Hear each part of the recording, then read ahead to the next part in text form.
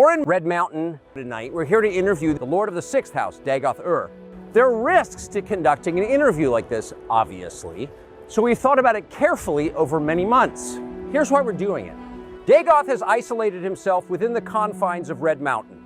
He's been there for a very long time, and since then, the blight he's spread across the land has been damaging. He's reshaping the world, and most people aren't informed. The temple would like you to believe that everything is okay and that Vivek has everything under control. But with Vivek also, keeping himself to himself raises even more questions. With Vivek locking himself away and the other immortal god kings, Sotha Sil and Almalexia, are nowhere to be seen. This shows to me, or anyone who's even paying attention, that we're sitting on a ticking time bomb. The risks I am taking in order to have this interview with him are immeasurable. I'll most likely contract corpus, or worse, Dagoth may want to come. We are not here because we love Dagoth. We are here because we love Vvardenfell. We want it to remain prosperous and free. But in order for you, the viewer, to be informed, I must do what I must do. Mr. Dagoth, thank you for taking the time to speak to me. I wanted to start by asking, why are you spreading the blight disease across Vvardenfell?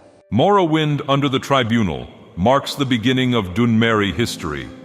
The Tribunal consolidated their power and succeeded in incorporating themselves into the Chimeri belief system of ancestor and Daedra worship, at the expense of the worship of the House of Troubles, whom the Dunmer know as the Bad Daedra.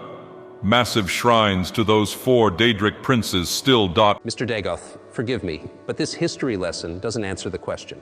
Mr. Tucker, please, if you let me finish, I will answer your question. Now, back to what I was saying. During the Merethic era, the Aldmer left their home and traveled to the Somerset Isles on Tamriel. One particular group of them, led by their prophet Veloth, chose to split from the core population and traveled across the continent to their new home, which they named Resdain. Once there, these Mer, now called Chimere, were somewhat surprised to see that the caves and tunnels under Red Mountain were already inhabited. These inhabitants, also Mer, called themselves the Dwemer. An uneasy peace was formed among these races, primarily motivated by their drive to keep the Nords of Skyrim out of the land.